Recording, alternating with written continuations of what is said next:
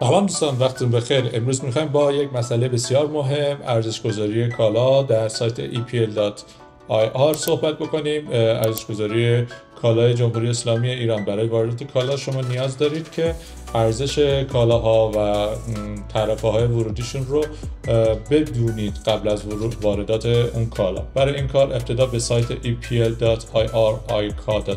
میریم و سایت رو باز میکنیم. سایت EPL جمهوری اسلامی ایران رو باز میکنیم، گمرک ایران. در ابتدا شما وارد این صفحه میشین. اگر که قبلا قصد واردات داشتین یا به هر دلیلی به گمرک رفتین و رمز عبور و نام کاربری رو دریافت کردید، میتونید از این پنجره وارد بشین. اگر که رمز عبور و نام کاربری ندارید، در قسمت پایین پنجره ها زیر سامانه های پنجره واحد رو باز میکنید. در قسمت ارزش کالا، در این قسمت شما میتونید جستجوی نوع کالای خودتون رو داشته باشید. جستجوی عبارت‌های مشابه رو انتخاب میکنید. همونطور که در کنار این پنجره نوشته شده، رکوردهایی که با رنگ قرمز به شما نمایش میده رو باید حذف کنه و قابل استناد نیستن و رکوردهای آبی رنگ اگر که به شما نمایش داده شد، اونا تعرفه گمرکیشون عوض شده و حتما باید با تعرفه جدید ملاحظه کنید.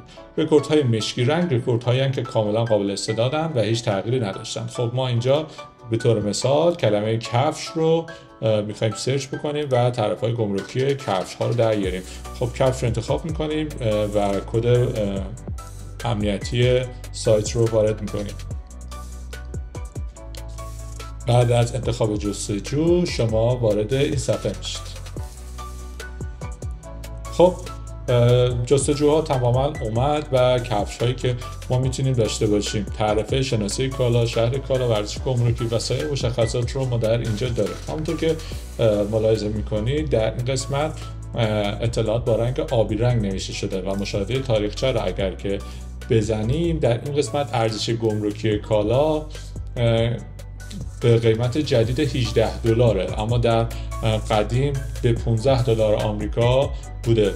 نتیجتا $3 ما اینجا افزایش قیمت داشتیم. خب اطلاعات جدید رو میتونید از این طریق دریافت بکنید. خب برای اینکه راحت تر باشید و لیست بیشتری رو در صفحه اول ببینید، میتونید تعداد هر صفحه روی 100 قرار بدید تا شما در هر فایل 100 تا کالا رو همزمان بتونید تعرفه‌هاشو ببینید. خب اگر که بخواید دفاع بکنید از خودتون در دادگاه و گمرک جمهوری اسلامی ایران، این شناسه کالایی که اینجا به شما میدن 020 و این کد تعرفه میتونه برای شما قابل اهمیت باشه. خب اگر که باز بخواید کالای خودتون رو در بین این کالاها به صورت دقیق‌تر سرچ کنید و پیدا بکنید، دریافت فایل اکسل رو به شما پیشنهاد میکنم. وقتی دریافت فایل اکسل رو کلیک بکنید،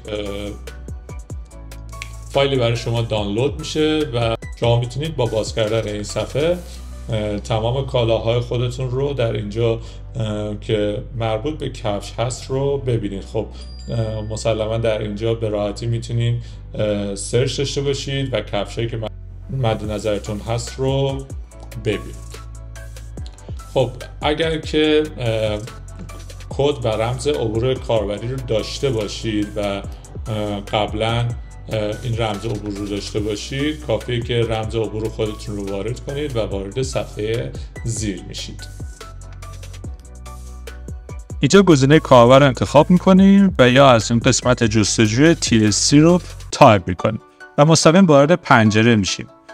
وارد فیلد میشیم. در اینجا شما میتونید از فیلدهای داده شده کالای مورد نظر خودتون رو سرچ کنین و اطلاعات رو پیدا کنین. به طور مثال من فیلد کد تعرفه مد نظر خودم رو وارد میکنم و پیشنهاد میکنم برای جستجو حتما از کد تعرفه استفاده کنید که تمام کالاهای در این گروه رو به شما نمایش بده.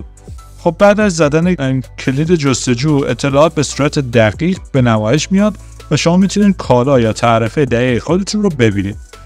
ممنون که تا انتهای ویدیو همراه من بودید.